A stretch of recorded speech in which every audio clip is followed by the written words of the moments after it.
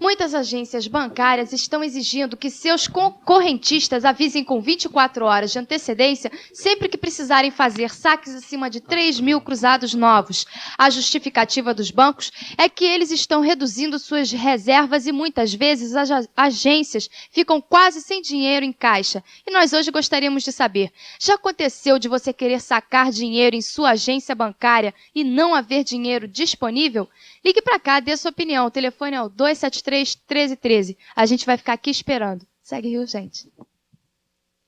Se a sua área de trabalho é comunicação e você é um bom divulgador, traga seu currículo à TV Rio, na rua Miguel de Frias, 57, Cidade Nova, no horário das 11 às 17 horas. E candidate-se a fazer parte da equipe da TV Rio, a mais carioca das emissoras de TV.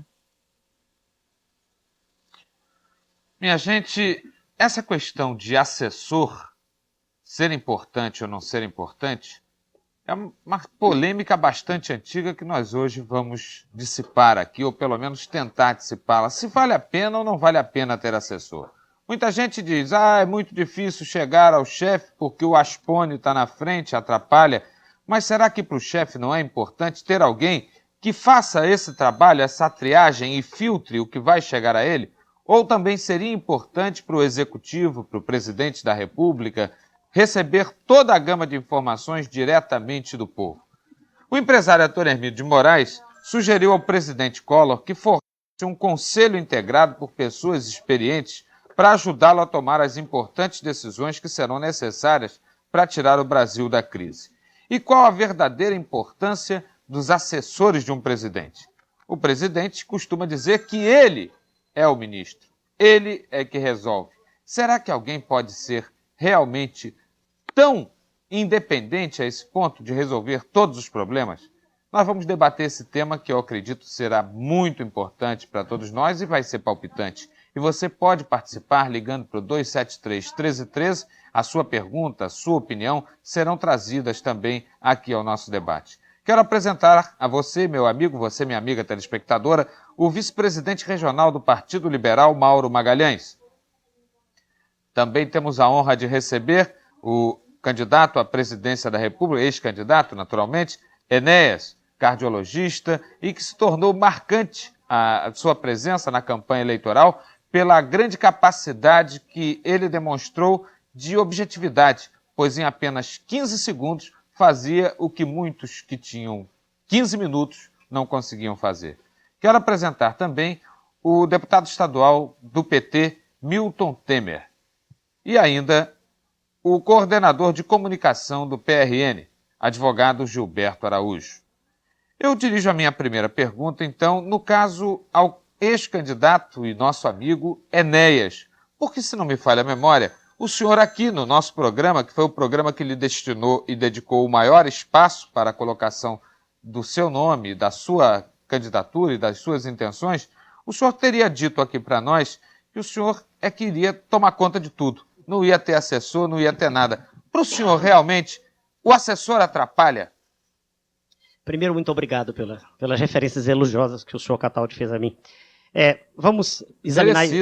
muito obrigado. Vamos examinar com o máximo de precisão possível a questão apresentada.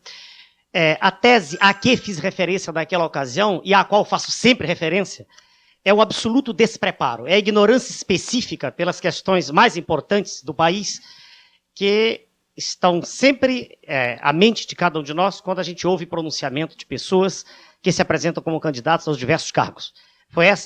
Essa foi a tese, àquela ocasião, aduzida aqui, apresentada. É evidente que não se pode imaginar que o indivíduo seja onisciente, que ele tenha uma visão global, completa e detalhada de tudo que o cerca no panorama nacional. Não, não é isso que eu penso. Eu penso que o presidente da República tem que ser um indivíduo preparado, um indivíduo que tenha cultura específica, não pode ser semi-analfabeto ou absolutamente analfabeto, e disse isso, estou repetindo, não sou candidato a nada atualmente, mas, muito embora tendo essa visão panorâmica, ele deve estar cercado de pessoas competentes, isto sim, de pessoas com visão específica, não políticos profissionais, indicados, mas sim pessoas que conheçam as questões que necessitarão de soluções técnicas. A propósito, Essa doutor Enéas, o senhor vê no candidato, no presidente eleito, uma pessoa preparada hoje? Porque na época da campanha o senhor nos dizia que todos eram semi-analfabetos. Exatamente. Vamos responder a questão de novo. Eu sou uma pessoa que gosta de ordem, e também sempre disse isso aqui. Eu sou um defensor, tanto que o partido que eu criei, com meus amigos do país inteiro, se chama Partido de Reedificação da Ordem Nacional. Eu não gosto da desordem sob nenhum aspecto em que ela se apresente. Então, primeiro, para deixar bem claro aqui, o respeito à autoridade constituída, a Sua Excelência, o Presidente da República. Isso não tem nada a ver com o resto. Eu continuo pensando o que pensava antes. Eu continuo dizendo as mesmas coisas que dizia antes.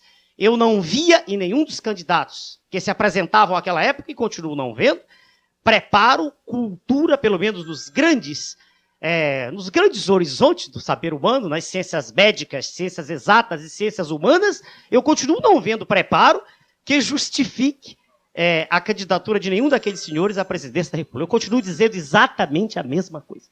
Mas o presidente eleito, Collor de Mello, já teve a oportunidade de dizer àqueles que estavam tentando especular sobre o seu assessor, o seu ministro na área econômica, que o ministro da Economia será ele, em primeiro lugar. Eu gostaria de ter a opinião do coordenador de comunicação do PRN, Gilberto Araújo.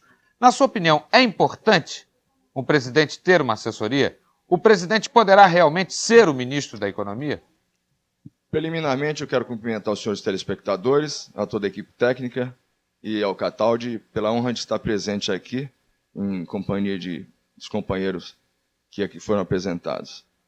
Eu acho que se a cultura, como o nosso companheiro Enéas expõe, fosse o fato fundamental para que uma nação tivesse um governante que pudesse solucionar os problemas gerais do país, o senhor José Sarney teria resolvido, porque ele é, inclusive, da Academia Brasileira de Letras. Quer dizer, o ponto mais culminante e absoluto. Ele está um pouco nervoso aqui, depois eu te dou a oportunidade. Pode. Claro, pode. Oportunamente eu te dou. Evidentemente. Agora, seria a solução. Com relação aos aspones, geralmente chamados, o que mais prolifera neste governo atual é a figura do aspone, que é, na realidade, uma extensão do nepotismo, da irresponsabilidade de algumas administrações. Com relação à assessoria, eu considero um fator essencial e predominante que um governante possa ter num aspecto de assessoramento às suas teorias, seus pontos de vista com relação à aplicação. Aliás, a assessoria já vem desde os tempos remotos da civilização.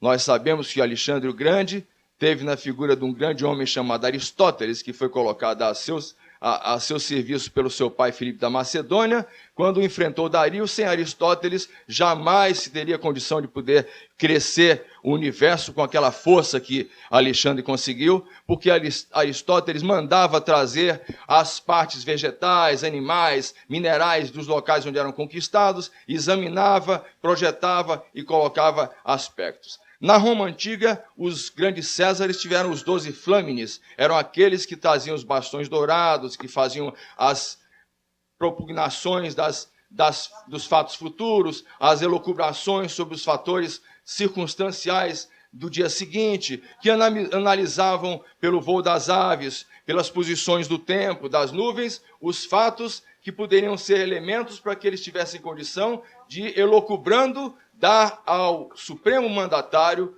a opinião, expondo talvez, evidentemente, existem assessores que fazem um misticismo diante dessas coisas. Rasputin, na corte de Romanov, quem não se lembra do Rasputin? Nós sabemos também fatos que são muito importantes e relevantes na existência humana. Na realidade, todos os seus assessores. A produção dos fatores de competência, todos esses vêm, na realidade, da assessoria e a inteligência, a capacidade de comando, a capacidade do exercício da potência que Deus proporciona e condiciona a inteligência do homem a serviço dos seus companheiros, da nação, do povo, é um fator essencial. Eu sinto um exemplo trágico em que, na realidade, um governante, aliás, muito sábio, não teve a sensibilidade de ouvir os seus assessores. Chamava-se ele Júlio César. O grande César foi sucumbido apunhalado no Senado, aos pés da estátua de Pompeu, porque não ouvira, além da assessoria, a mulher, que é um fato mais importante ainda, porque sem a mulher não existe assessoria no mundo. Agora, deputado Milton Temer, eu ouvi aqui atentamente a opinião do coordenador de comunicação do PRN, do partido do presidente Collor de Mello, Dr. Gilberto Araújo, e ele nos falou que cultura não é o mais importante. Mas durante a campanha eleitoral, o candidato do seu partido foi duramente atingido porque todos diziam que ele não tinha cultura. Hoje, cultura passou a não ser importante? Ô, Cataldi, eu ouvi não só o Gilberto, que aliás é meu companheiro amigo de rede de vôlei Copacabana, 30 anos atrás, que eu reencontro aqui hoje com satisfação, mas também Enéas, emitirem uma série de conceitos, todos eles bem fundamentados, que eu respeito, mas que eu não estou absolutamente de acordo. Na variação do discernimento vazio sobre a questão da ordem, quer dizer, defendemos a ordem para a citação de ditadores, nós marchamos tudo no mesmo campo, ou seja, a não discussão da questão concreta do poder, o que ele representa, enfim, quem se manifesta através da disputa do poder. Objetivamente, para mim, que tenho no eixo não a ordem vazia como defesa, mas sim a ordem democrática como princípio a discutir, objetivamente, a questão da cultura também é relativa a isso. Quem representa o que na defesa dessa ordem democrática? O que o Lula mostrou, no meu modo de ver, na campanha, evidentemente não é a chamada cultura escolástica, que até não, seria muito difícil para ele. Alguém que veio aos 16 anos de idade, que sai do interior da Paraíba, num caminhão de retirante, no meio de 16 filhos, que vai vender bala na rua para poder sobreviver, o que se tem que perguntar é o seguinte, que talentos especiais a ordem instituída não pôde bloquear neste tipo de cidadão que consegue, dos 16 aos 40 anos, se transformar numa liderança sindical que se afirma durante um regime de ordem autoritária, de ordem repressiva, dirigindo um sindicato que se enfrentava contra o mais sofisticado, bem formado e assessorado tipo de empresários, que eram os empresários das montadoras de automóveis, formou sindicatos contra a legislação vigente, transformou esses sindicatos na verdadeira representação dos trabalhadores, sai daí e disputando nas assembleias, discutindo nas assembleias, lidera um debate para a formação de um partido político que hoje todos reconhecem, que tem expressão autêntica nacional, saído da sociedade para a discussão do poder institucional, e chega ao segundo turno da eleição presidencial, depois de ter feito, nesse segundo turno, de ter mostrado um dos exemplos mais afirmados de maturidade política na construção de uma aliança de partidos em torno de um programa comum que deixou claro, no primeiro turno, fomos eleitos pela afirmação dos nossos valores próprios. Para governar a nação, não podemos governá-los só com nossos valores próprios. Temos que levar em conta os valores do conjunto de forças que operam no nosso bloco, para construir uma nova ordem, essa sim democrática, progressista e no sentido de defender a maioria da população. Na opinião do PT, a assessoria é importante, me parece, porque, inclusive, o PT falou em criar um ministério paralelo. Exatamente. Como é que funcionaria essa assessoria, que não é assessoria oficial, é uma assessoria oficiosa, paralela? Ela tem exemplos no mundo, mas partindo da premissa que ninguém tem onisciência do saber, porque a organização da sociedade não é a organização do corpo humano. Se a gente quiser tratar a sociedade pelas ciências médicas, vai cair naquele mecanicismo que nós já discutimos em outro programa aqui, com respeito aos hemisférios cerebrais, como se isso fosse uma coisa da condução mecânica, a sociedade se operasse por um mecanismo absolutamente previsível, que não é o caso. Então, a assessoria é algo que complementa a formulação política do representante de uma corrente de pensamento. E prestem atenção que eu falei representante e não falei líder. Porque representante é alguém que é capaz de fazer politicamente a síntese do conjunto de ideias que percorrem o seu campo de influência e é capaz de traduzi-la para a sociedade. Agora, ele não tem, obrigatoriamente, que saber todos os dados da estatística econômica, ele não tem que saber todos os dados da distribuição da população, da distribuição da renda, da distribuição do capital. Como isso se dá? Porque para isso existem os computadores, existem os especialistas nos setores. Então, a isso se recorre a partir de que sejam especialistas identificados com essa concepção maior de sociedade que o representante, que é o caso o candidato, expressa. E é para isso que essa assessoria, num sentido democrático, não só é necessária, como é fundamental. O doutor Mauro Magalhães, de todos os nossos debatedores hoje aqui, me parece que seja o de maior experiência parlamentar e política. É quem está há mais tempo na vida política de uma forma um tanto quanto ostensiva. Todos nós somos políticos, somos participantes, somos pessoas que participam da política, mas ele está nesse jogo há mais tempo do que todos nós. Eu queria saber a sua opinião a respeito de assessoria. O senhor acredita, por exemplo, que essa questão de colocar o estadista indiretamente ligado ao problema, na medida em que ele tem um expert para cada setor, pode fazer com que ele muitas vezes seja enrolado pela assessoria? O assessor pode levar o chefe de Estado a assinar alguma coisa sem que ele tenha lido aquela coisa, sem que ele tenha concluído e amadurecido aquele assunto? Olha, até que pode. Alguns homens públicos chegaram ao poder executivo, muitas vezes assinaram documentos que nem deviam ter assinado e assinaram sem saber. Eu lembro que, inclusive, na campanha eleitoral, o então candidato Collor de Mello disse que assinou sem ler a nomeação de 1.200 pessoas quando esteve na prefeitura de Alagoas. Isso é viável? Maceió, aliás. Olha, então essas coisas acontecem, né? É possível que uma assessoria possa, pelo grau de intimidade, pelo grau de competência na administração, de participação de comando ou de delegação de poderes, possa fazer isso.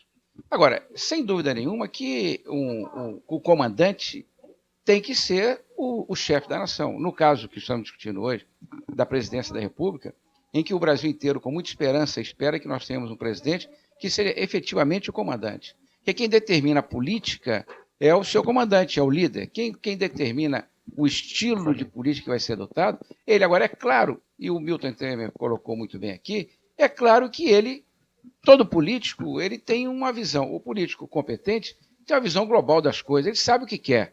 Agora, ele não é um especialista em cada matéria, ele não é especialista em economia, ele não é especialista em medicina, enfim, ele sabe o que quer, ele sabe traduzir o que a opinião pública precisa, ele sabe o que tem que fazer. Agora, os técnicos têm que preparar isso para ele. Então, é muito importante que o líder saiba, e se ele é líder, saberá escolher os melhores homens para ocupar esses lugares, e até para evitar que tenha que assinar papéis que não devam ser assinados. Agora, doutor Mauro, o que o senhor acha dessa ideia do empresário Antônio Hermílio de Moraes de que se faça um conselho integrado por pessoas experientes na área empresarial para auxiliar o presidente da República? O senhor acha que esse conselho seria importante? O que o senhor acha, por exemplo, do governo paralelo que o PT pretende organizar? Mas eu vou pedir ao senhor que nos responda e esclareça sobre isso daqui a pouco. Nós voltamos a seguir aqui no Rio Urgente do Rio. Nós fomos ao intervalo e tínhamos deixado uma pergunta ao empresário e político Mauro Magalhães a respeito da proposta de Antônio Hermílio de Moraes para a criação de um conselho de empresários para dar sugestões, empresários experientes, para dar sugestões ao governo Collor de Mello. E temos também a avaliar a questão do PT, que está organizando um governo paralelo. Eu até pediria ao doutor Mauro que me deixasse pedir um esclarecimento a Milton Temer, rapidamente, como vai funcionar esse governo paralelo, esse governo que seria um governo fantasma. Me parece até que hoje está sendo discutida a composição desse ministério do PT, antes mesmo do ministério do presidente da República. Não, é até bom, porque aí o Mauro depois pode concluir já com essas informações a mais. O objetivo fundamental é o seguinte... É hoje a formação do governo? Hoje, em São Paulo, a direção do PT está sentada e reunida para concretizar alguma coisa que já durante a campanha tinha sido adiantado. Todos sabem que durante a campanha, Lula apresentou o que seria uma relação de nomes nas diversas áreas, nas especialidades, que comporiam o que seria o quadro de formuladores do governo do PT. Então, o que o PT pretende fazer hoje é justamente reunir, como está se reunindo em São Paulo, para a indicação do que seriam esses coordenadores de área. Esses coordenadores de área serão, na oposição, o contraponto daquilo que o governo pretende fazer, tendo, inclusive, a clareza de quando o governo, se por um acaso encaminhar questões que sejam do interesse público, não há a menor dúvida que o PT o apoiará. Digamos claramente, se o governo tiver tomar a decisão de objetivamente investir em cima dos especuladores do over, que nada mais vemos do que uma forma de concentração de riqueza nesse país, não há por que o PT não considerar isso uma boa medida. Então, nosso governo paralelo seria uma composição coletiva de diversos setores, representantes com coordenação na área da economia, na área da educação, na área da saúde, na área da democratização do Estado, que eu até, inclusive, fazia parte do grupo indicado durante a campanha, na área das relações internacionais, enfim. O que faz esse governo paralelo? Ele faz alguma coisa que já existe, por exemplo, na Inglaterra, que é a contraposição daquilo que o governo executa. O que o PT quer mostrar na oposição, e vai mostrar durante esses 4 anos, não é que pretende impedir que o governo governe. O que ele pretende dizer é que, para aquilo com o qual não está de acordo com o governo, ele dará uma resposta fundamentada, saída da área específica que cuida daquele setor, e dizendo não só o que vê de errado na proposta do governo, como apresentando a sua alternativa própria. Para aqueles que pretendem que num governo presidencialista, pluripartidário, é impossível fazer isso, o PT está abrindo a discussão da participação do governo, neste governo fantasma, dos partidos que compuseram o palanque do segundo turno. Mas caso eles não venham para aqui, o PT quer deixar claro para a sociedade que se prepara para ser uma alternância de poder. Mas não é só com o que vai apresentar no período de campanha, não. Vai ser uma alternância de poder que vai mostrar durante os 5 anos da presidência de Fernando Collor de Mello que ele tem já um governo sendo elaborado na alternância a esse poder que aí está.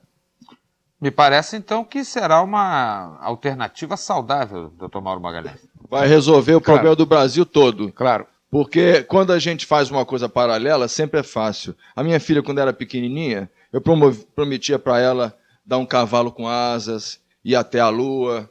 E tudo que ela queria, eu prometia, eu dava. Eu acho que isso aí, me desculpe os companheiros, mas eu acho que o Sérgio Porto vai realmente tremer no túmulo. Quem conhece o Sérgio Porto sabe, o Milton conhece, do tempo do voleibol.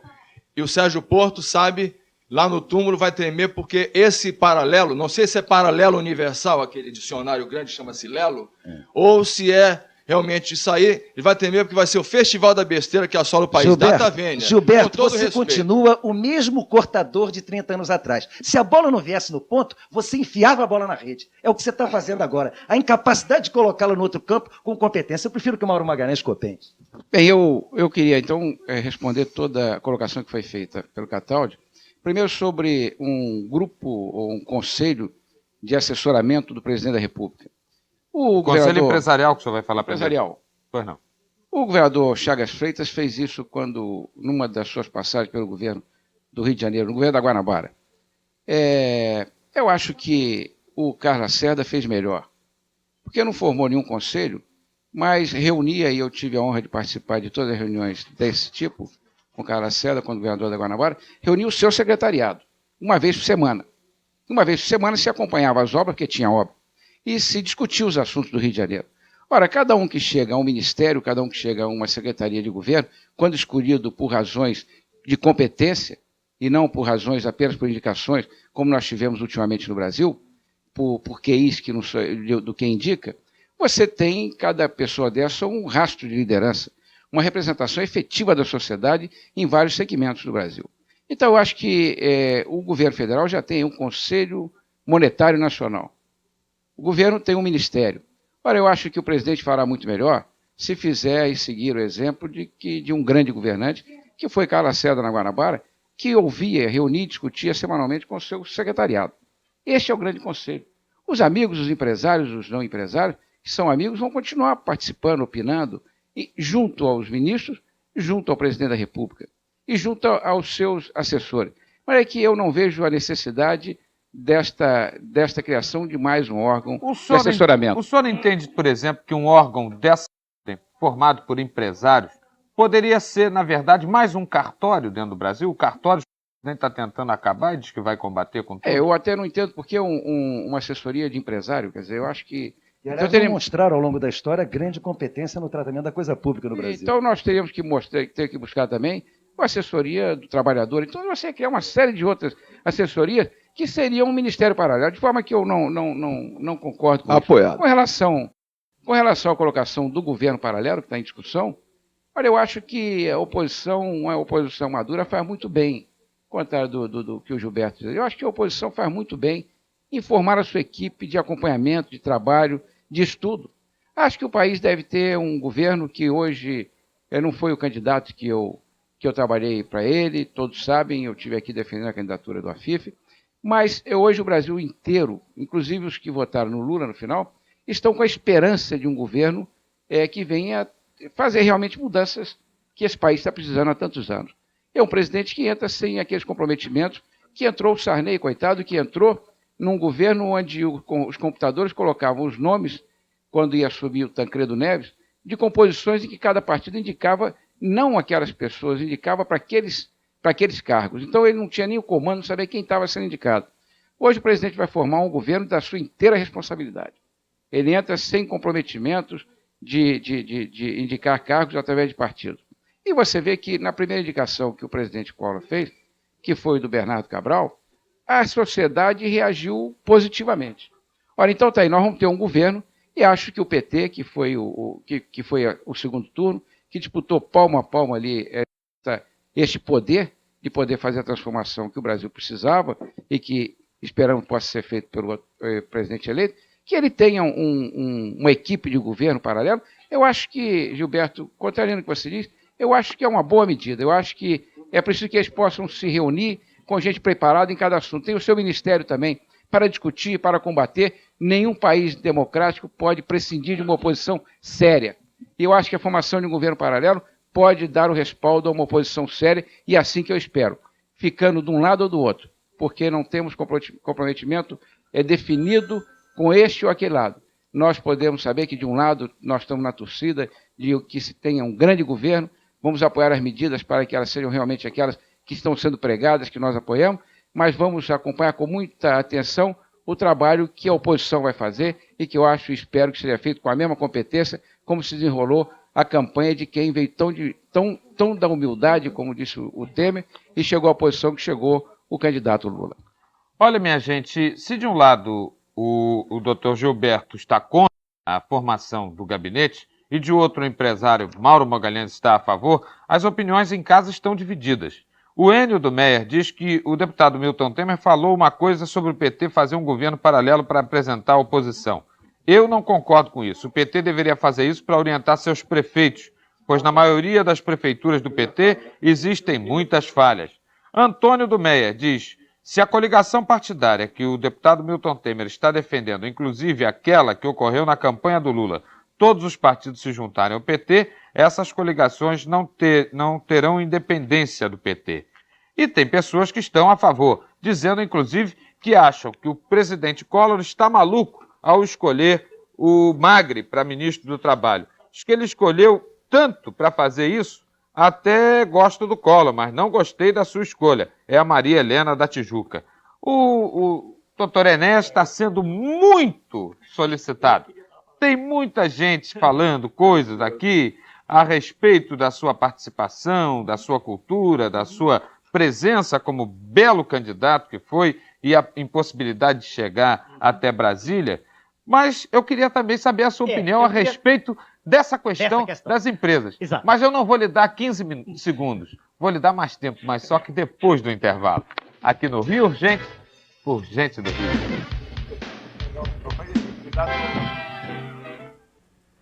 Eu gosto muito quando o doutor Enéas vem aqui ao programa, não só pela presença dele, que é uma presença que realmente dispensa maiores comentários, mas também pelos elogios que a gente acaba recebendo de carona, porque as pessoas têm um carinho muito grande pelo senhor e acabam nos parabenizando pela escolha. O Jorge da Gávea quer parabenizar o programa pela honrosa presença do Enéas. Maria Luísa do Flamengo: Enéas, lamentavelmente você não foi eleito, pois é o candidato mais culto e inteligente que se apresentou para a presidência da República.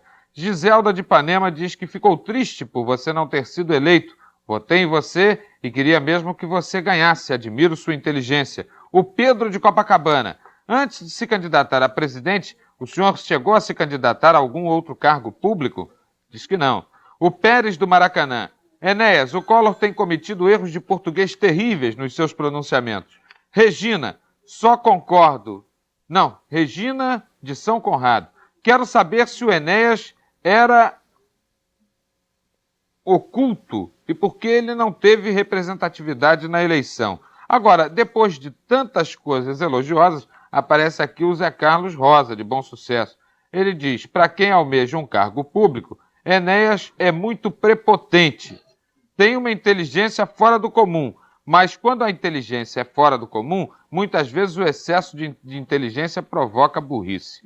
Veja o senhor que, apesar de tudo isso, eu, embora tenha sido uma manifestação um tanto indelicada do Zé Carlos, eu peço desculpas, mas fiz questão de apresentar para mostrar ao senhor que nada na vida pode ter unanimidade.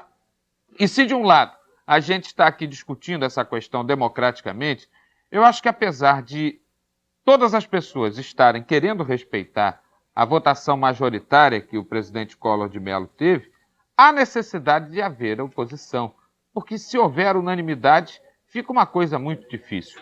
Eu queria saber a sua opinião. O que o senhor acha dessa forma que o PT escolheu para manifestar a sua oposição? Seria essa a oposição que se chama de oposição consciente, de oposição madura, ou é realmente uma provocação do PT, o governo paralelo? Muito bem. Eu queria inicialmente algumas ressalvas ao comentário que alguns dos senhores presentes aqui à nossa mesa fizeram. O primeiro comentário é sobre o que o deputado do PT disse, citou acerca de um erro de ser comparada à sociedade organizada, à sociedade humana, né, que existe sociedade das formigas, existe sociedade dos térmites, mas vamos falar das abelhas, vamos falar da sociedade humana, que é que nós, pelo menos, temos a impressão que conhecemos melhor. Pois bem, a comparação da sociedade humana com o organismo humano não foi feita por mim.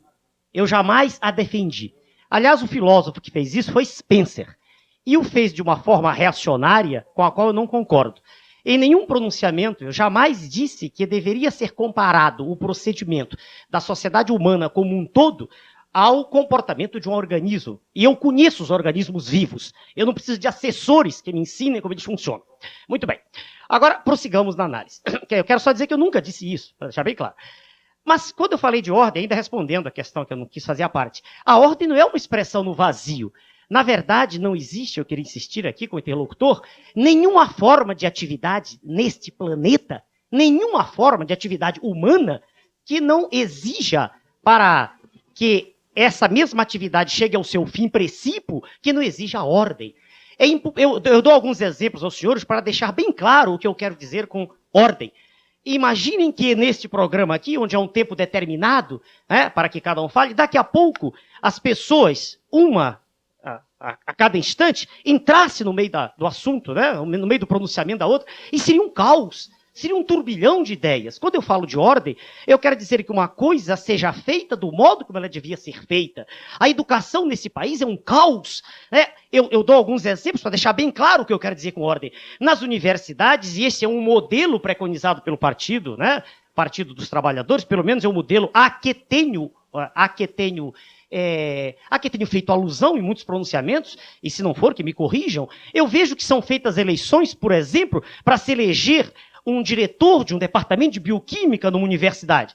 E dessa eleição participam pessoas sem nenhum preparo específico sobre aquele tema. Por exemplo, a pessoa, o cidadão que eu respeito como eu que limpa o quadro, o cidadão que serve, né, o café, são seres humanos como nós, mas não entendem nada de bioquímica. Quando todas essas pessoas votam para um cargo técnico, o resultado é desastroso, cai a qualidade do ensino, e chamar isso de democracia, perdoe-me, é ignorância específica do que quer dizer essa palavra. O deputado Milton Temer não está concordando com isso. Eu sei disso, não. Mas ele falará depois. Eu estou apenas me defendendo aqui, né, da ordem vazia, não é ordem vazia.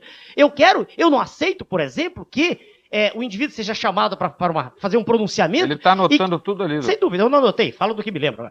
E que algumas pessoas no meio do pronunciamento se levantem e comecem a atacar aquele que está falando. Isso é um procedimento, e aqui não vai nenhum elogio ao seu candidato, à sua excelência, presidente. A parte é democrática. Lógico. A parte é democrática. Lógico. Não, eu só estou dizendo que não é elogio. Eu não estou elogiando o presidente eleito, de forma nenhuma. Estou apenas dizendo que, certa feita, eu já passei por isso. Eu estou falando numa assembleia, o indivíduo se levanta, começa de modo deselegante a fazer ataques, e daqui a pouco eu pergunto assim: o senhor me parece um líder do PT. E ele diz: eu sou um líder do PT. Eu digo: puxa, mas essas considerações não podiam ser feitas de modo mais ordeiro, com um pouco mais de respeito, pelo menos pela pessoa que fala? É essa a minha tese. Quando eu falei em ordem, eu me refiro a isto só. Eu não disse que as pessoas não tenham o direito de falar, eu não disse que não deva haver oposição, porque ela é legítima, ela faz parte de qualquer sociedade organizada. Respondendo à última questão, que é a questão E aqui eu elogio a sua análise histórica bem feita. O senhor esqueceu da mulher na Calpurnia, só daquela questão. Eu estava esperando do lado aqui, de César. Mas bem, da história da civilização. O senhor só não disse o nome, eu estava esperando aqui, a dona Calpurnia. Ele não ouvia os conselhos da mulher não ouvia da Calpurnia. Se ouvisse, não tinha morrido. Provavelmente. E um dos assessores mais perto dele, que era o próprio Brutus, foi aquele que homologou o homicídio. Deixa eu só terminar. Até tu. Brutus. Deixa eu só terminar. Filimi. Então, no que concerne ao governo paralelo, eu queria também chamar a atenção para uma autoridade Olha, eminente... mas hoje o deputado Milton Temer não interrompeu o senhor nenhuma vez. Não, hein? nem eu. O senhor- Interrompi. Não, porque o senhor está falando Não disse que era o ele que pessoal fez do PT Não, faz eu não isso, disse o acontece. pessoal. Eu disse que isso já ocorreu certa feita comigo, entende? E eu com educação, né? Como Mas acredito... naquela época que o senhor só tinha 15 segundos, o Não, pessoal não tinha foi da coragem de televisão. apartear ainda por Foi, cima? aliás, numa palestra que fiz em São Paulo, dentro de um anfiteatro que estava sendo, naquela ocasião, alugado por mim, onde deveriam estar só pessoas do Prona, que aceitavam nossas teses, e estava um rapaz, e inclusive um rapaz preparado, sem nenhum favor, mas o modo como ele falou é que me incomodou, quer dizer, e que me parece ser um modo assim, não quero dizer que seja generalizado, mas comum, pelo menos, comum. Mas deixa eu só terminar esse assuntozinho que eu fiquei quieto esse tempo todo. No que concerne ao governo paralelo, eu queria chamar a atenção para uma figura eminente, pré-clara, no mundo da ciência política, que é o professor Weber. E ele diz, e eu acredito que nenhuma pessoa que conheça ciência e política vai negar isso, todo Estado é uma ditadura. Todo Estado, sem exceção. E eu explico por quê. Isso não é meu, isso é de Weber. Das diversas formas de poder que existem... O senhor é a favor da anarquia? Não, eu não disse isso. Não, a anarquia é quando não há o Estado. Não. Veio antes. Não. O Estado... Deixa eu desenvolver a tese, só chatinho. Eu digo que o Estado é uma ditadura, não sou eu. Estou dizendo o nome, o pai da ideia, o Weber. Pelo seguinte, porque das diversas formas de poder, o poder ideológico, o poder econômico e o poder coercitivo, só o Estado detém o poder coercitivo. O poder da força está em mão do Estado. Só quando... Eu protesto. Desculpe, mas eu Não, mas isso não é meu. Isso não é meu. Com com a Weber. teoria, perfeito. Tanta citação para mim não tem valor nenhum. Mas eu acho que o Marx está mais até certo do que Perto do ele. microfone, senão ninguém escuta. O Marx está mais certo até que o Weber, embora o Marx não foi seguido muito bem aí pela essa estrutura toda, não. A coisa está... Deixa eu terminar a ideia. Veja o senhor, o cidadão comum na rua, qualquer um de nós, ele abre mão do seu direito de usar a força e entrega esse direito a um órgão que se chama Estado.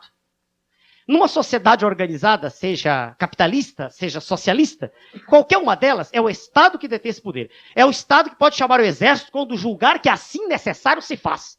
Veja bem. Pois bem, ora, se existe um governo estatuído, instituído, estabelecido e na forma da lei, eu não entendo que exista um governo paralelo. Um instantinho. Eu entendo que o órgão... Concordo com ele. Não existe realmente. Eu entendo, só um instantinho, eu entendo que as forças ditas de oposição, essas forças, né, ditas de oposição, eu estou vendo assim, que pressupostamente têm posições contrárias àquelas do grupo que está do lado de Sua Excelência, Presidente da República, eu digo ditas por uma razão, porque eu não sei em que posição eu estou, eu não sei o que Sua Excelência vai fazer, eu não sou oposição no vazio, isso sim é que é ser no vazio, eu não sei o que Sua Excelência, Presidente eleito, vai fazer, de tudo que li, parece-me, de tudo que li até agora, eu vejo coisas sensatas, eu não sei se vai fazer, isso é outra questão. Eu não sei se vai continuar havendo o hiato que sempre houve entre aquilo que é dito e o que é feito. O que caracteriza a história do país. Isso sim. Eu não sei se vai... Isso. Agora, eu não sou... Exato. Aí é que a palavra vazio cabe. Eu não sou oposição no vazio. Oposição porque ele é o presidente? Não. Eu não gosto de Sua Excelência, o presidente eleito. Mas eu respeito a ordem. Terminando então. Quer dizer, que o grupo da dita oposição consciente se reúna e emita opiniões, sim. É a questão talvez só até semântica. Eu só discordo do termo, da expressão e da sua validade legítima. Governo paralelo. Eu não entendo isso. O senhor preferia, então, que fosse uma coordenação? Não, que esse grupo se coordene. Oposição. Peraí, que esse grupo... Essa palavra oposição também, ela semanticamente não diz nada. Porque, veja o senhor, qualquer brasileiro hoje sensato já percebeu que o Estado é gigantesco. Não é só aqui que é gigantesco. No mundo inteiro, todo mundo está notando isso. Então, quer dizer, que há necessidade de serem tomadas medidas drásticas, todo mundo sabe que há. A questão só onde eu me firmo, onde eu me estribo, é que a expressão governo paralelo, ela me soa muito forte. Só isso, entende? Porque ele não tem o poder da força em mão. Então, quer dizer, que se reúne e emite opiniões, sim. Agora, os assessores da última etapa, que eu encerro já o que tem a dizer, quanto aos assessores, eu disse também, tem que existir. O assessor é um indivíduo especializado, todos estamos de acordo, não há o que discutir, é um indivíduo especializado, um indivíduo com uma função altamente técnica, porque é impossível, eu disse no início, o presidente ser um... O ideal é que ele tivesse preparo, isso sim. Seu nome? Seu nome? Porque meu nome... Seu nome é Meu nome é Neto. A gente volta já, aqui no Rio, urgente do Rio.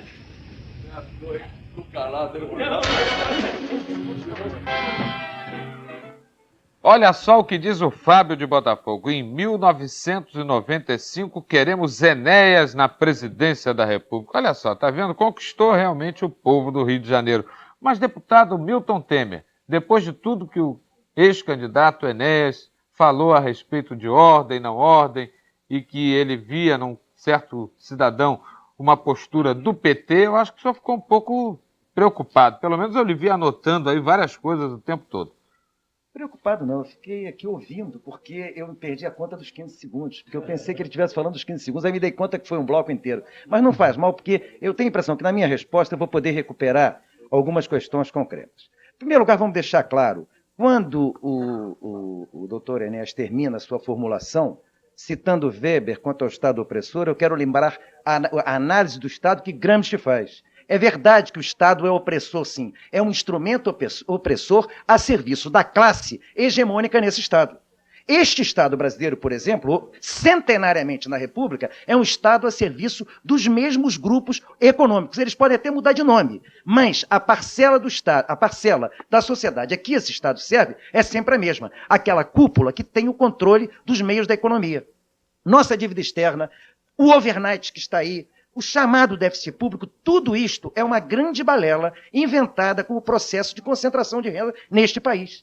Este país, esse Estado que está aí, para servir às nossas classes dominantes, tinha 64 bilhões de dólares de dívida externa em 1980.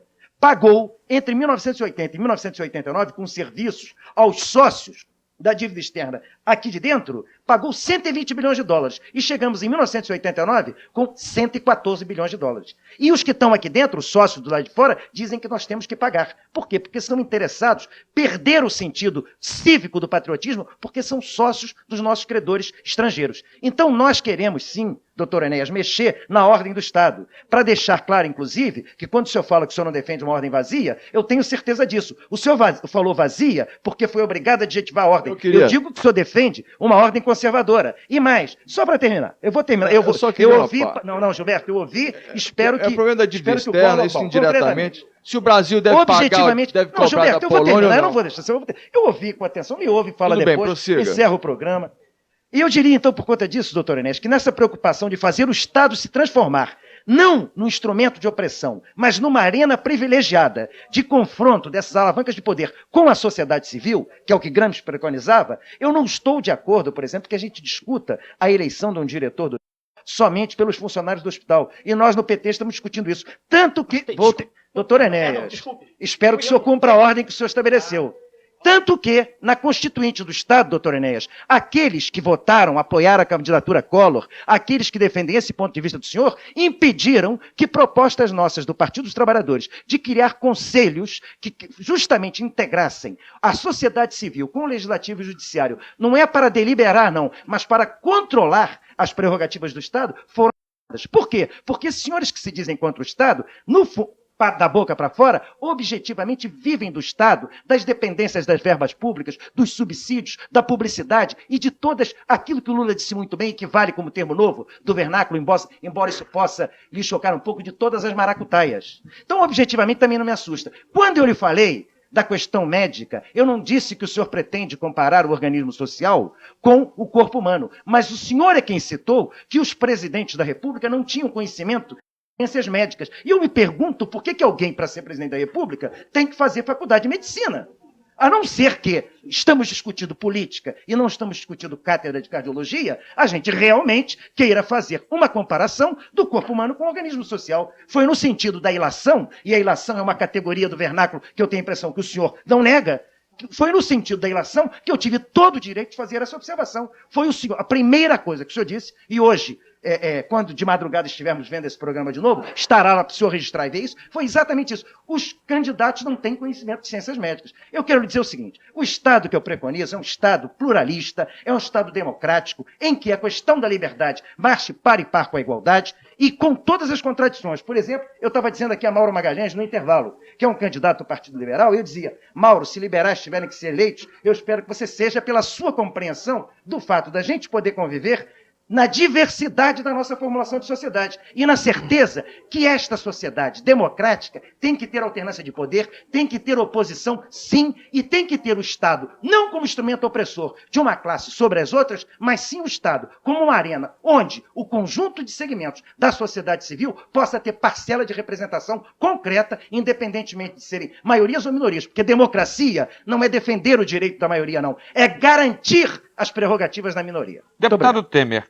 o presidente Collor já deixou claro que o seu ministro do Trabalho vai ser um trabalhador, vai ser o Magri, líder sindicalista ligado à CGT, mas que estaria tendo até contestado na própria CGT. A quem o PT vai nomear conselheiro da área trabalhista, em contraposição a Magri? A nossa concepção pluralista, primeiro, o PT foi o único partido, porque os conservadores na Constituinte não quiseram votar isso, e Mauro Magalhães, que acompanhou o trabalho de certo, vai me defender, foi o único partido que defendeu a pluralidade sindical. Pela esquerda, defendeu firmemente. Por quê? Porque entende que o fato de ser trabalhador não obriga a que todos tenham, embora gostássemos imensamente que houvesse uma consciência entre os trabalhadores, de que a grande opressão vem da forma selvagem como se extrai a taxa de lucro da mão de obra do trabalhador, nós entendemos e respeitamos que nem todos os trabalhadores têm a nossa concepção de sociedade. Então nós defendemos a pluralidade sindical e a nossa concepção da luta sindical está manifestada na ação permanente, na ação mobilizadora e na ação fortemente organizada da Central Única dos Trabalhadores, a CUT. Então, seguramente, a CUT vai servir como eixo referencial para a nossa formulação daquilo que vai no interesse dos trabalhadores. Nós vamos levar em conta também o que diz o DIEESE, que não é da CUT, é um departamento de estudos intersindical que faz levantamentos que são levados em conta, inclusive pelos organismos do governo, embora não tenha os recursos que o governo tem para poder colher todos os dados, mas que constantemente comprova na prática como o salário é expoliado e vê depois, tanto a Fundação Getúlio Vargas quanto o IBGE seguirem a sua formulação. Nós vamos levar em conta a opinião da sociedade civil, sim, porque a opinião da sociedade civil, embora não esteja ligada a um sindicato obrigatoriamente, existem 4 milhões de sindicalizados na área urbana e 8 milhões na área rural. Nós temos que levar em conta a sociedade no seu conjunto, que não é sindicalizada, e auscultá-la para saber como ela está vendo isso. Existem cientistas sociais que operam exclusivamente sobre a questão das relações do trabalho. Eles, seguramente, vão estar discutindo essas questões conosco também. Doutor Mauro Magalhães, inflação, que é a coisa que atormenta todas as pessoas, é coisa que se resolva sozinho ou requer uma assessoria, para a gente ficar bem preso ao tema que é assessoramento ao presidente? Não, inflação se resolve principalmente com respeitabilidade, com comando. Eu acho que a inflação brasileira tem muito de parte política. É uma decisão política que pode derrubar uma grande parte da inflação. O resto já está mais do que dito por aí, não é o assessor que vai fazer, é a determinação do presidente, tendo um ministro realmente respeitável e competente para executar as linhas determinadas pelo presidente, mas a inflação brasileira, tudo que a ela se acrescenta para que ela tenha chegado ao que chegou, já está mais do que discutido e falado aí.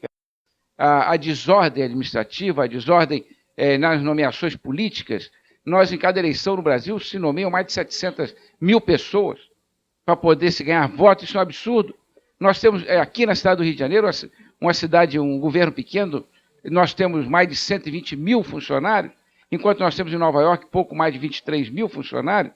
Quer dizer, essa coisa toda de colocar gente que não precisa para poder atender a objetivos políticos eleitorais, também faz parte desse emaranhado que nos leva a esta grande inflação. Claro que junto com isso, tantas outras coisas.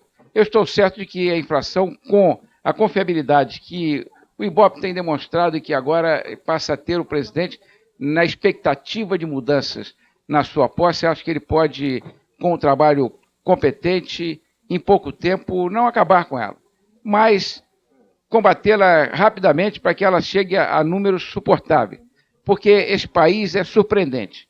Eu digo aos grandes economistas, quando fazem as suas análises prévias, que sempre pintam um quadro muito negro e que falam em recessão, eu digo que a grande sorte do Brasil é que sempre as previsões dos economistas não dão certo.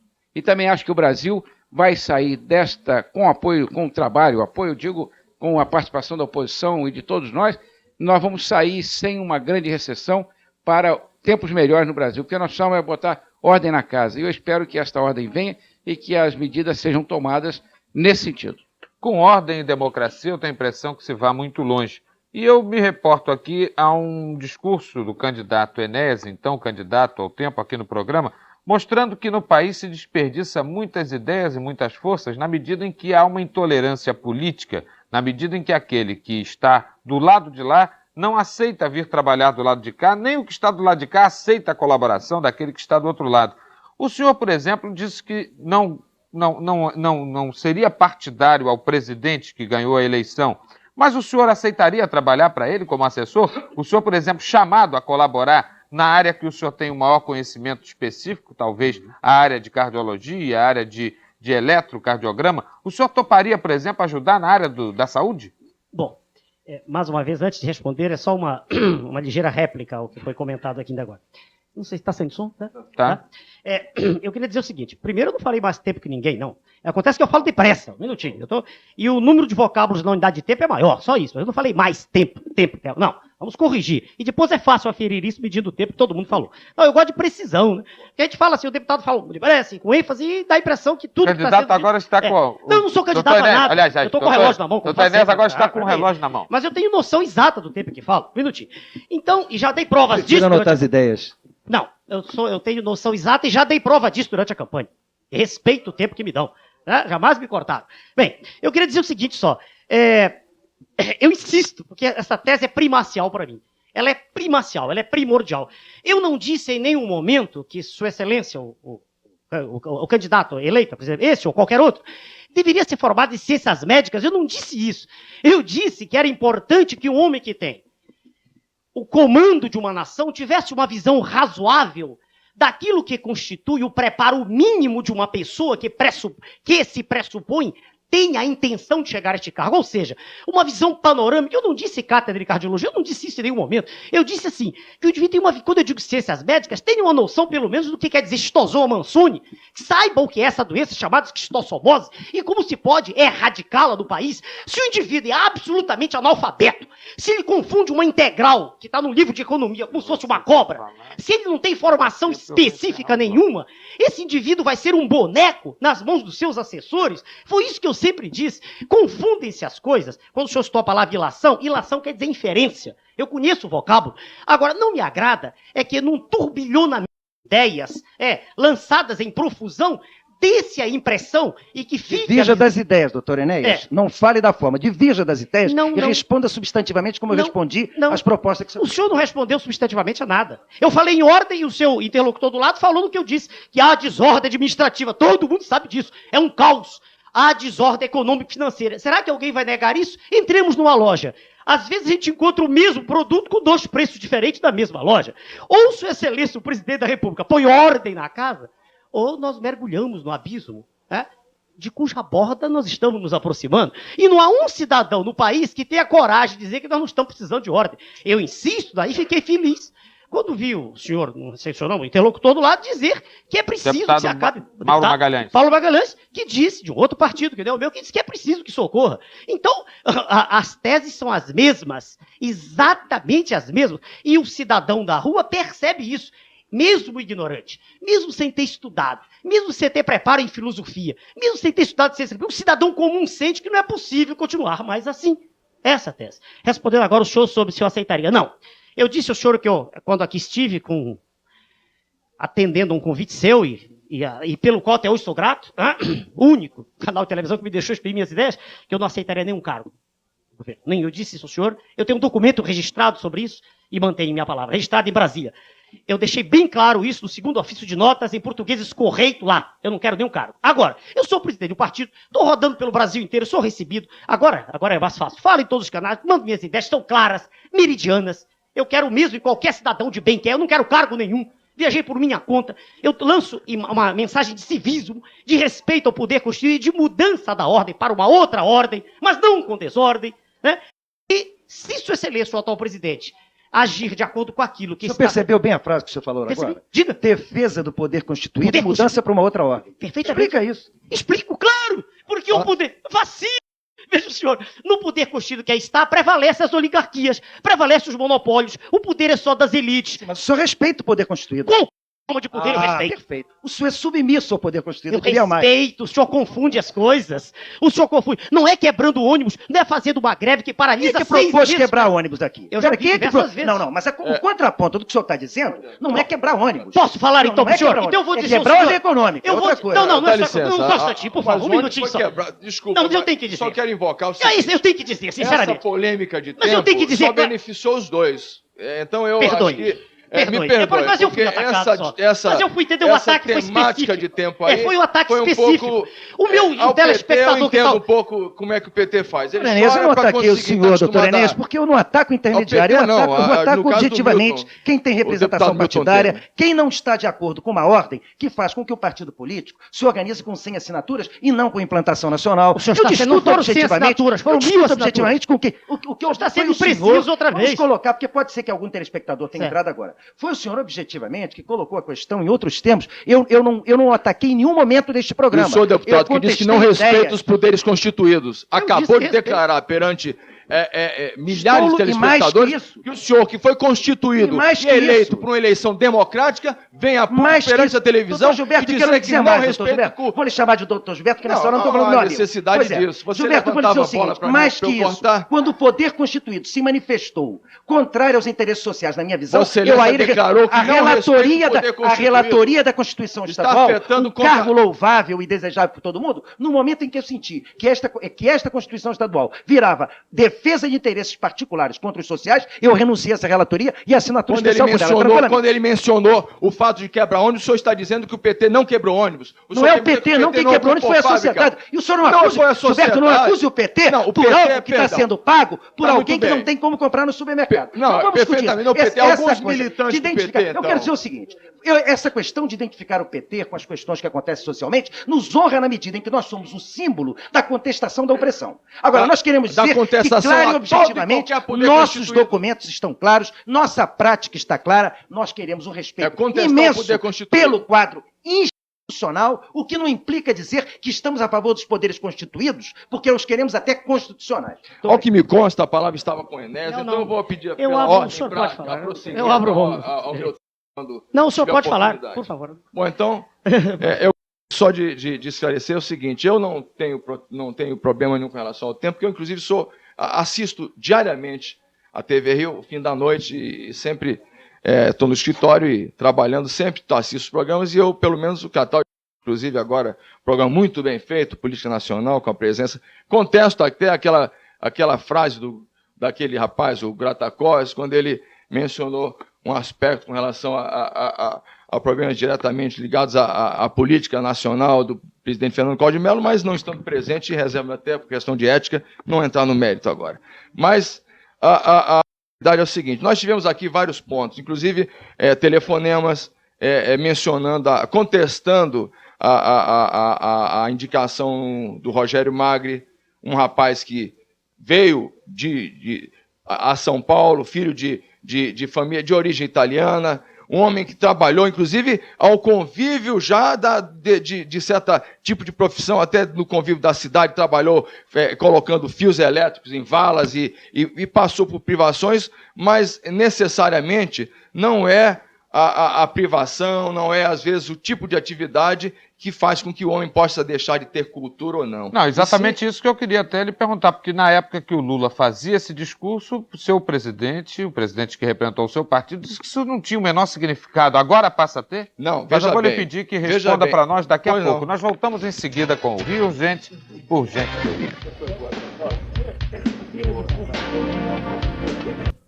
Pelo visto, o Rio Urgente dessa madrugada vai ter uma audiência maciça, tanto dos nossos debatedores quanto dos seus respectivos assessores, porque está rolando até aposta aqui. O presidente nacional do PRONA, Enéas, disse que o deputado Milton Temer errou quando afirmou que apenas 100 pessoas fizeram partido, porque a lei exigiria mais de 1.000, e já houve até oferta aqui, aposto o meu salário, quanto o salário, e a turma aí, no caso, quando vem dinheiro na parada, o pessoal corre. Mas nós temos deixado aqui uma pergunta ao ilustre coordenador de comunicação do PRN, advogado Gilberto Araújo, em relação a todos esses problemas que estão se descortinando aí.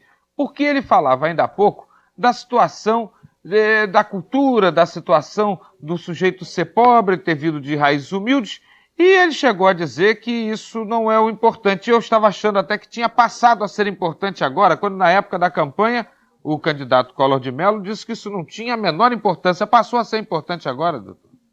Veja bem, o presidente Collor de Mello, ele nunca declarou peremptoriamente que a cultura ou a capacidade de estudo, preparo circunstancial, quer dizer, aquele preparo que o sujeito pode ter no estudo direto das escolas, o escolástico que o nosso companheiro, que começou com São Tomás de Aquino, conforme o nosso companheiro Enéas aqui ratificou, ao ser consultado por mim, veja bem, não era fator essencial e preponderante para uma boa capacidade administrativa. Aliás, invoco... Eu tenho a impressão que o candidato Collor de Mello usou em relação ao Lula uma expressão de que se o Lula não tinha competência, ia ter que comer com a mão dos outros. Exatamente, era aí onde eu ia chegar. Ele disse exatamente que o Lula ia comer pela mão dos outros, como efetivamente estava comendo pela mão dos outros, estava sendo pressionado, inclusive jogado em clinch por solidários, companheiros de campanha, e que as circunstâncias, ele não teve, digamos, aquela capacidade de administrar internamente uma colisão que não era prevista após a entrada do doutor Leonel Brizola na contenda. Que, aliás, entrou de forma inteira, participou de maneira muito objetiva da campanha no Rio de Janeiro, transferiu todo o seu eleitorado para o Lula. Absolutamente, não estou questionando isso. Eu disse o seguinte, que quem lançou preliminarmente a frase que o senhor Luiz Inácio Lula da Silva iria comer com a mão dos outros, não foi absolutamente o doutor Fernando Collor de Mello, não. O doutor Fernando Collor de Mello fez eco às declarações do doutor Leonel Brizola com relação ao senhor Luiz Inácio da Silva, informando que ele iria comer pela mão dos outros, e não mencionou, porque era notório perante a nação, que o senhor doutor Leonel Brizola teria informado que o Lula comeria pela mão dos outros. Voltando ao tema principal, aliás, são tantos aqui, porque o tempo é exíguo realmente, porque há inclusive fatos, alguns telefonemas, algumas menções que nós ficamos no desejo de poder até participar na resposta. Na resposta, infelizmente, não há condições. Eu iria até invocar a memória até familiar. O meu pai, eu tenho um exemplo, ele seria até ético, então, uma suspeição, mas o meu pai morreu já em 1969. Meu pai nasceu no sertão da Bahia, e ele não tinha cultura, ele não era analfabeto, absolutamente analfabeto. Ele, meus avós, porque naquela época realmente era uma circunstância de sertão, na cidade de Santa Luzia. Era analfabeto, mas o melhor cavalo da cidade era dele. Quer dizer, é o tipo de sertão mesmo. Muito bem, veio à capital e ali começou com secos e molhados e negociando, comerciando e tudo, finalmente cresceu, teve moinhos, trapistas e tudo, inclusive advogado dele foi o doutor Aliomar Balheiro, doutor Luiz Viana Filho, que depois de um homem do sertão, analfabeto, pôde inclusive correspondência em inglês. Eu, aos 8, 9 anos de idade, à noite, após o jantar, meu pai recebia doutor professor Josué Requião, que dava aula a mim no Colégio 2 de Julho, no Colégio Americano da Bahia, aliás, onde estudou o doutor Daniel Tourinho, que é presidente nacional do PRN. Estudava lá, à noite vinha o doutor Josué Requião dar aula de português ao meu pai, dar aula de matemática ao meu pai, até correspondência em inglês meu pai fazia, e acabou fechando praça para navios para os Estados Unidos, para a Alemanha, para a França, cargas fechadas para exportação. Mostra que a necessidade de cultura é relativa, né? Seu pai é um exemplo disso. Exatamente. Eu quero dizer que o fato de dois cidadãos absolutamente que trafegaram por caminhos diferentes estarem em posições circunstancialmente diferentes, não significa que uma premissa dessa, que a cultura é essencial e importante para presidir um país, seja adequada a outro. Quando, na realidade, eu, até particularmente, também acho que para se presidir um país como o Brasil, o homem tem que ter não só a cultura do cotidiano, tem que ter efetivamente passado pelos bancos da escola, tem que saber como é que foi a proclamação da República. O dia que se garantir escola para todo mundo, o dia que se garantir escola para todo mundo, Não saúde quer dizer- e casa, isso não vai ser mais um Mas se problema. não quer vai ser escola um para caso- todo mundo, não quer dizer que eu vou botar o analfabeto no presidente da caso, República. no caso, então, mesmo Se o não seu tem pai uma- tendo fechado praças para o mundo, o senhor não deixaria ser presidente da República? Não deixaria ser presidente da República. Pai, Agora, compreendendo, veja não bem. faça isso. Gilberto, você é um homem generoso. Eu te conheço. Você cortava bem, mas poupava seus adversários. Não diga uma coisa dessa, porque você sabe que você não está dizendo uma coisa que está no seu coração. Não separa a cabeça do Veja coração. bem, A vida essa te obriga. pergunta, Não diga essa isso. pergunta do Cataldi, Eu te conheço. Cataldi você é um homem respondeu, muito mas inteligente. É que o teu raciocínio te levou a Cataldi essa é um homem, um coerência. gênio da Só quero jornalística, repetir o que um eu homem disse, muito senhor Cataldi. inteligente. O senhor quer No para tirar o momento que ele mal-estar me dele, eu repito. pergunta, no momento em que Eu ele me repito, eu pergunta, salvo o ele senhor. me pergunta se eu deixaria O senhor meu pai separa, presidente da o República. senhor você separa quer salvou dizer o que Gilberto não? Collor, vai salvar. Não tem nada a ver com o presidente da República. Não quero cargo nenhum, senhor. Eu tenho que dizer Peraí, que eu não quero agora, veja cargo nenhum bem, do governo. Veja bem, Ah. deixa eu complementar Não, meu mas eu quero pensamento. só o que não tem Entre nada o com Magri- coração, não. O Magri é Quem um homem... tem que dirigir o país tem que ser uma pessoa preparada. Preparado. O indivíduo, eu não estou dizendo que o seu, se sua excelência, não é o presidente que- é, não estou falando Não, nada nem dele. eu estou dizendo que não é. Exatamente, eu estou dizendo que tem que ser um indivíduo preparado. Um indivíduo que conheça não só a realidade nacional, mas não um indivíduo que esteja habituado só a fazer greve. Concordo. Um indivíduo que tenha uma visão panorâmica da realidade social e que tenha adquirido ao longo de sua vida uma visão de conteúdo profundo do que se chama formação humanística, formação do que se passa na sociedade como um todo e também Mas que isso- disciplinar isso o sua doutor mente. Fernando Collor de Exato. Mello tem. Isso é outra questão. Doutor Enéas, Cataldi, peça Cataldi. disciplina não só para quem faz Cataldi. greve Só com salário camarada, baixo.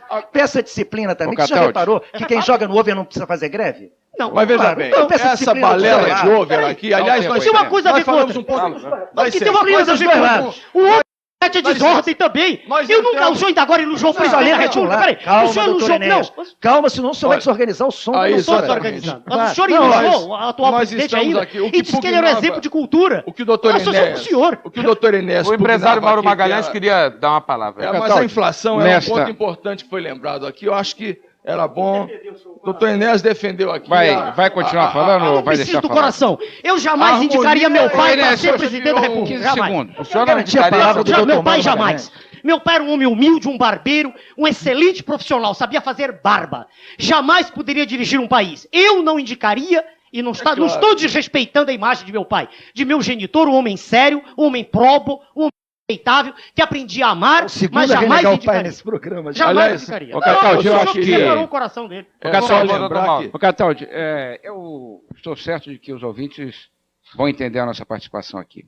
Que nessa desordem de uso de tempo, você falou muito em ordem, aqui foi uma tremenda desordem de uso de tempo. Claro, há Pois provocações bem. de todos os lados. É verdade. Então, Cataldi, eu não queria deixar passar essa oportunidade em que nós viemos para discutir sobre a assessoria de presidente da República, de dizer que nós aqui do Rio temos sido muito omissos.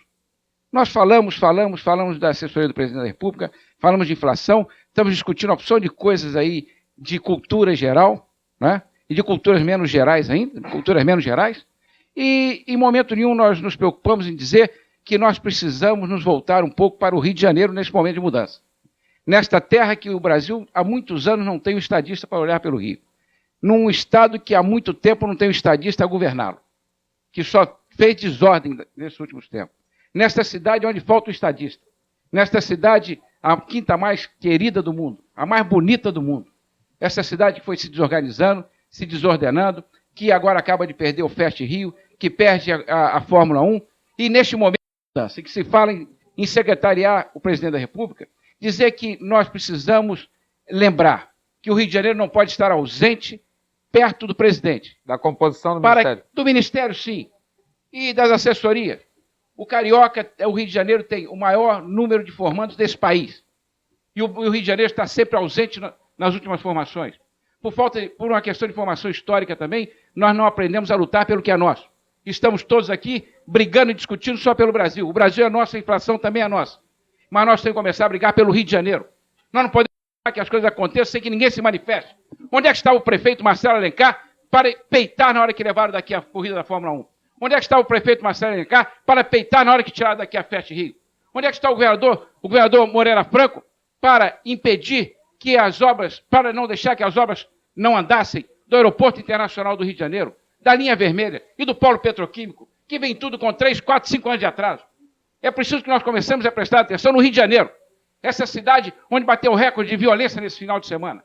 Eu conclamaria os nossos companheiros que nós fôssemos mais objetivos nas nossas discussões e dedicássemos um pouco do tempo que a televisão nos permitir para lutar pelo Rio de Janeiro. Vamos juntos fazer o que está faltando aos governantes. Nós não temos, nem no governo do Estado, nem no governo do município, um estadista para enfrentar isso. Então, deputado do Rio, que luta pelo Rio, Enéas, candidato do Rio, você, Eu quero uma parte, pela ordem, deputado. jogador da praia de Copacabana, companheiro, vamos juntos lutar pelo Rio. Nós não podemos deixar esse tempo todo passar discutindo uma série de coisas que pouco interessam o Rio de Janeiro. O Brasil vai mal, mas o Rio vai muito pior. Eu gostaria, com a questão de precedência, pelo meu pedido por ordem anterior, levantei ao você. Signe, deputado Milton Temer, com todo respeito e deferência, eu ocupo o espaço que pedi. Muito bem. Eu devo deixar claro que me senti, aliás, o companheiro também aqui, pelo fato de vamos ser mais objetivos e nesse parêntese eu acho que, na realidade, nós poderíamos falar sobre o Rio, mas o programa hoje, ao que me consta, não foi absolutamente preparado nem condicionado a esse tema necessariamente. Foi só uma levantada de bola. Levantada de bola. Agora, no momento em que se levanta essa bola e se neutraliza as polêmicas anteriores, dá essa impressão até que nós aqui aventamos a circunstâncias que não estavam preparadas sobre esse aspecto. Com relação ao Ministério, eu particularmente acho que nós temos que acabar no Brasil com essa história de bairrismo. Porque aí o certo seria botar um ministério, Ministério da Bahia, Ministério do Ceará, Ministério do Rio de Janeiro, Ministério do Rio Grande do Sul, e aí sim, escolher cada um, mas aí já existe, que são os congressistas. Ninguém tem dúvida que um elenco maior de distribuição de legendas ou de candidatos eleitos por um Estado terá maior voz também, que isso é natural. Nós temos aqui, aliás, os dois últimos governadores do Rio de Janeiro, o doutor Zola e o doutor Moreira Franco, não são absolutos, nunca nasceram aqui. Foram criados aqui, alguns deles, o doutor Leonel não. Muito bem. Então a ideia é essa, vamos acabar com a história. O Ministério do país é um ministério que vai tratar por assuntos de interesses nacionais. Então eu não entro nessa questiúncula que argue suspeição a um nome ou outro pelo fato de bairrismo. Eu acho que deve-se pegar e ter o sentido de objetividade, respeitando perfeitamente a tese levantada pelo companheiro Mauro Magalhães, que inclusive é um caso muito interessante, que é a sucessão do Rio. Fiquem atentos e pensem bem na sucessão do Rio. Esta, sim, é muito importante. Nós temos que nos preparar para eleger elementos que efetivamente vão trazer o progresso para o Rio de Janeiro, vão trazer a seriedade do Rio de Janeiro, vão trazer a harmonia social e sem promessas, sem peleguismo, sem alusão a qualquer pessoa. Fala absolutamente em termos objetivos e quando se fala em tese, as pessoas circunstancialmente inscritas dentro da área estão excluídas. Bom, minha gente... Está terminando, eu só queria dizer uma coisa, porque eu acho que eu vou mudar de bancada, tem um momento de confraternização que eu quero fazer no ar com o Gilberto. A próxima vez eu quero estar... Aliás, vamos lembrar os telespectadores, foi o meu maior levantador em vôlei que eu estive na minha vida. Mas, Gilberto, vamos fazer uma coisa. Errava cortada quando ele levantava a mão. Deixa eu só dizer uma coisa, que eu acho que você disse uma coisa importante agora, ô Cataldi, porque eu estou de acordo com apartidariamente, inclusive. Apartidariamente. Não, a preocupação do Mauro é correta. Proselitismo de qualquer sigla. A preocupação do Mauro é correta, mas eu sou do PRN. Está certo. Na medida em que uma das coisas que a gente tem que tomar cuidado, Mauro, é considerar que a discussão da objetividade é só a discussão que está no cotidiano do dia a dia. Isso é a forma de diminuir as questões globais, que são as que determinam a solução do dia a dia. Eu estou inteiramente de acordo com você em todo o combate diário. Aliás, amanhã teremos briga contra o governador Moreira Franco. Não há tempo hoje. Mas eu acho que o programa de hoje é um programa, sim, nós estamos aqui na arena para qualquer assunto. Em que quadro vai se dar a próxima o próximo período de administração do Estado. Isso não será determinado pela própria administração do Estado. Isso será determinado, sim, por uma tendência política que será ditada pelo Plano Nacional, pela chegada do novo presidente, pela forma como que as forças vão se comportar no Congresso. Então, estando de acordo com você na questão da preocupação do Rio, eu diria que eu acho que o Gilberto está certo. Não há por que dizer que discutir o dia a dia é tirar a objetividade porque está discutindo no Brasil. Não. Nós temos que fazer a compatibilidade das duas questões.